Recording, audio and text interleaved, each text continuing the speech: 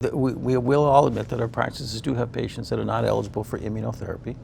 We do have overall. That's a different group. Tiziana to talk about ECOG 5508, which was really interesting 10 years ago.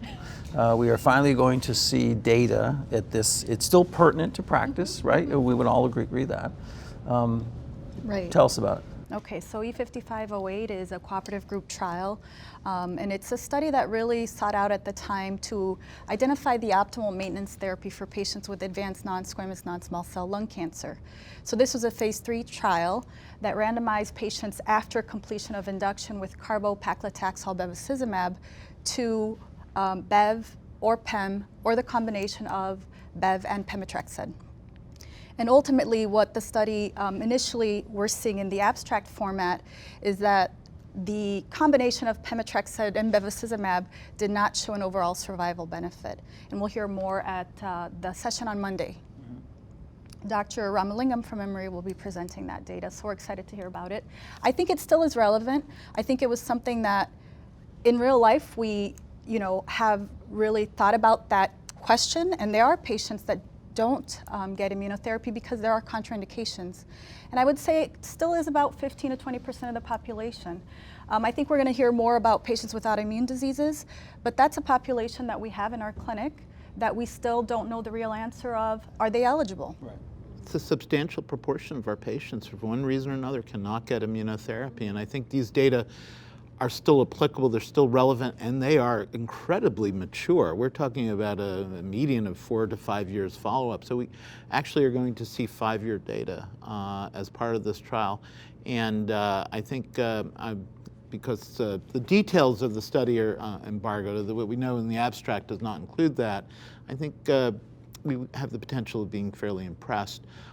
There's one other trial from Japan that was essentially a similar design, but it used a different foundation regimen. It was not Pac-Carbo-Bev, but Pem-Carbo-Bev. And for many of us, that reflected our practice before the immunotherapy era.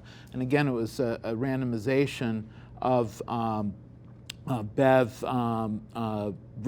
plus pemetrexed versus a control. And the incorporation of PEM plus Bev in those who had an established EGFR wild type. So again, a potential group that we know about. We didn't know about in the era of 5508. We weren't routinely testing for EGFR, but certainly in East Asia, it's part of the standard. In a subpopulation there, they did in fact see a survival benefit. So there are nuances here that I think we still need to explore. As a general principle, it appears that single agent, either one, Bev or Pem, probably de facto equivalents in the maintenance setting. We should give some sort of maintenance if we can.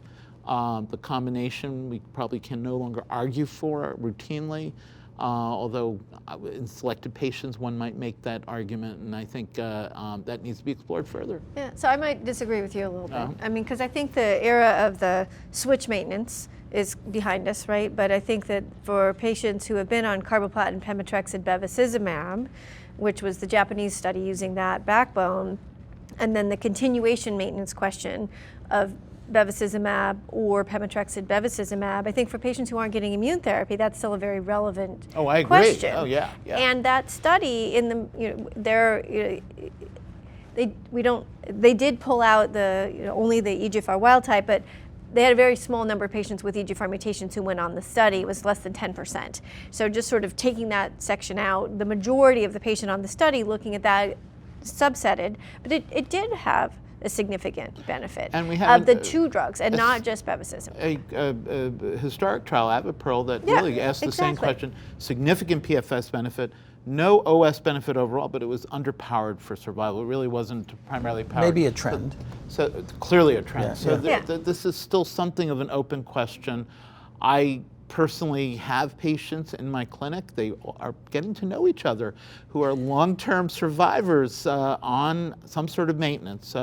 Usually started out as a combination for one reason or another, either logistics or some cumulative toxicity. Many are just on one agent, but my record is 10 years and counting. Yeah, I've got some long-term patients too, and I think where that it's going to be very interesting because in my practice, the patients who are most often to be getting carbo, pemetrexed, bevacizumab RMI EGFR mutation disease patients who have already been through their EGFR inhibitors and any trials, right? Where sometimes we talk about Empower 150, but don't want to lose hair. We know the VEGF inhibitions. So that's still often a very common regimen. So it's interesting that maybe that group doesn't need that pemetrexed maintenance, but subsets of one study. Certainly before Empower 150, my go-to regimen in TKI refractory patients was bevacizumab in combination generally with pem-carbo.